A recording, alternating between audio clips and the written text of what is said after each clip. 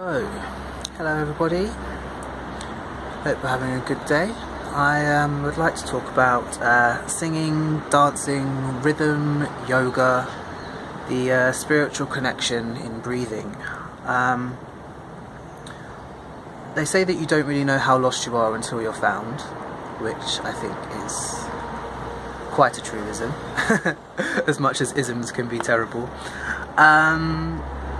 And I just want to talk about like the first times that I ever danced and actually felt free, listening particularly to like drum and bass. And I think it was for the first time when you like skank to drum and bass and the way that you actually kind of move your head. On reflection, watching an interview with Mantak Chia, who's a Chi master, talking about how if you want to get the happy hormones flowing in your body, how what you do is basically move your head like a little chicken or a duck or whatever and do this kind of movement with the neck.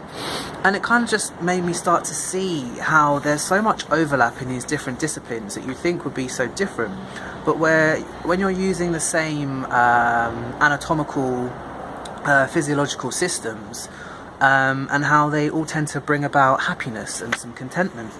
So like you can either call it prana, or you can call it chi, or you can call it cerebral spinal fluid. But the more you move around, the more that you dance, the more that you breathe, the better people will generally feel. And I think that we're all just attempting to describe the same things, but in different languages quite a lot of the time.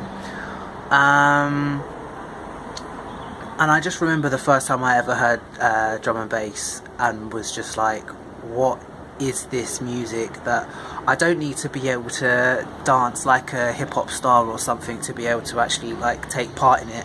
And it just took over my entire body. And like at that point in time I had a little bit of rum, had a little bit of a joint that somebody had passed to me, and everybody's friends was asking me what pills I've been taking, and I hadn't taken none of that stuff. So again with that, I find the belly breathing in yoga, they'll call it like a fire breath, and you have Wim Hof, the Iceman, who talks about breathing from the belly to get everything flowing. And from like the age of 14, 15, 16, I was going to singing classes all the time. And again, when you're singing on stage, you're breathing from the belly and then controlling that air as it comes out. And I feel like that could have actually had quite a major impact on how happy and vital I was feeling in those ages, was actually just using the diaphragm, the movement of those muscles, massaging all of the organs. But it was something that I was just kind of doing without even thinking about a lot of the time. And also when you're in a certain type of yoga, Kundalini yoga, they talk about is it holding the Mula Bandha or Mula Bandha muscle, or basically it's for a man it's holding the PC muscle up and in, and for a woman the pelvic floor muscle, whilst you're breathing in and out to hold and contain, in their viewpoint, like the energy, and send it up the spine and into the brain, the cerebral spinal fluid. And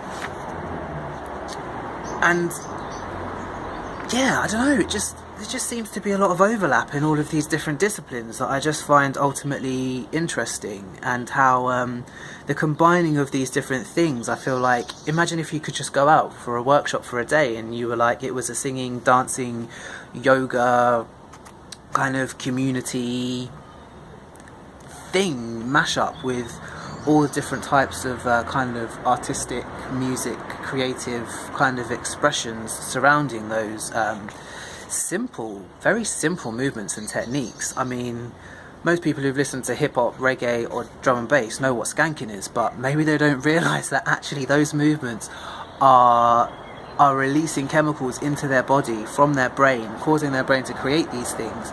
And ultimately they may say, oh, the music, it gives me vibes, I get into it and da-da.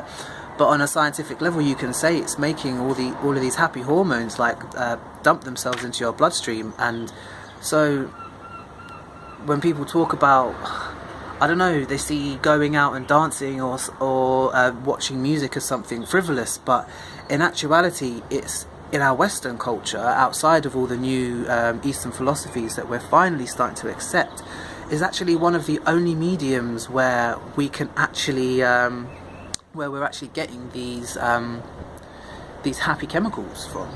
And it's just a major thing that I think is missing from our society. Whether you're going to go singing, whether you're going to go yoga, whether you're just going to go out and dance, teetotal, may I add, because most of those other drugs are going to take far too many chemicals out of your drain your system of far too many of those happy hormones, and you will feel shit for quite a few days, unless you're like 18 and you recover in a day, which is, yeah, you won't be 18 forever.